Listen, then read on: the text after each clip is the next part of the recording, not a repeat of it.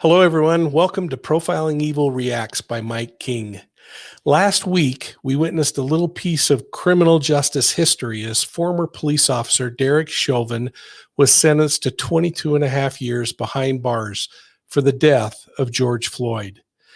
While the state was finishing their case against Chauvin, the federal government was fine-tuning their civil rights violation case.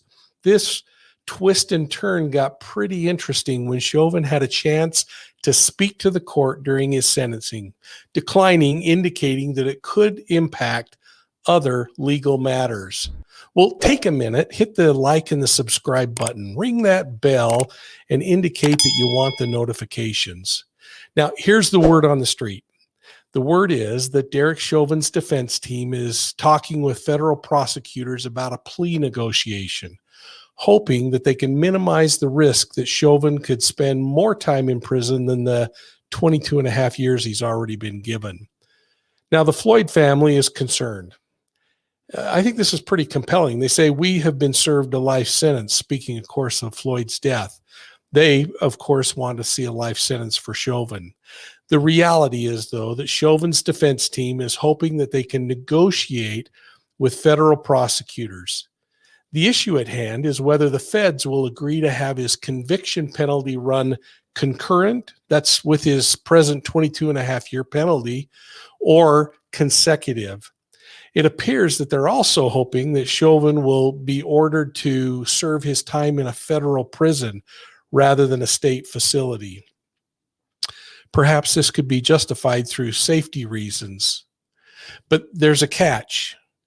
In order for that all to happen, Chauvin's going to have to agree to explain exactly what happened with George Floyd and why it happened.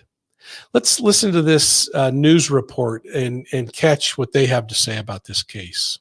The report that convicted killer Derek Chauvin is close to a plea deal on the federal charges he's facing for George Floyd's death.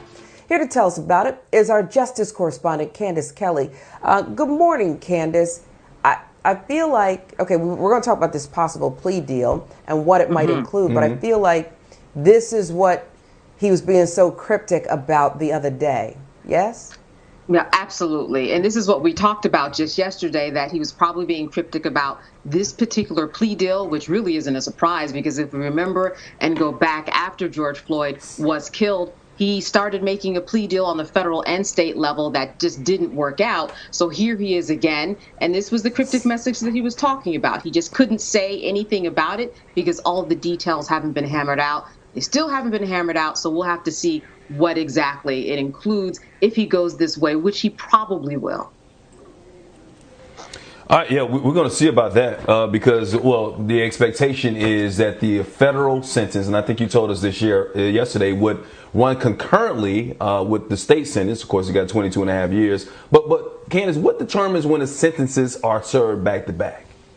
Well, you know, it depends. It depends upon what is negotiated. It depends upon the crime involved. It really could go either way on a federal level, whether it's going to be concurrent or whether these are sentences that could be run behind each other. So there are reports that this would be a particular sentence that would be concurrent. He would be looking at about 20 to 25 years potentially. The only difference is that he would not get credit for this time that he served on the state level because they're two different sentences. If you look at the 22 and a half years that he was sentenced to on the state level, he will get credit. He has been behind bars since he murdered George Floyd. So that's about a year and a half since that sentencing. Here, he's not going to get a year and a half of that credit. But in terms of the concurrent, it's all up for negotiation, which is why all of these things take a long time. And we'll see what happens in terms of what they come out with when they actually announce what this plea deal is.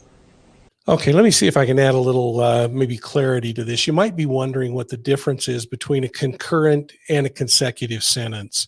When sentences run concurrently, defendants serve all of their combined sentences at the same time. This means that if Chauvin receives another 22-year sentence, for instance, from the Fed, that he would still just serve a total of 22 years, both serving at the same time. Now, if the sentences are consecutive sentences, then Derek Chauvin would have to finish serving first the state sentence and then the clock would start again to the serving of the federal sentence, essentially making it possible that it could be up to 44 years. Well, what would you like to see happen in the Chauvin federal case? Would you like to have him have his sentences run concurrently or consecutively? I'm going to be reading your answers down below. And by the way, don't forget to hit that like and the subscribe button and ring the bell for notifications. We're going to continue to track this. We'll send you notes from time to time. Thanks for all that you do to support Profiling Evil, and we'll see you soon at the next crime scene.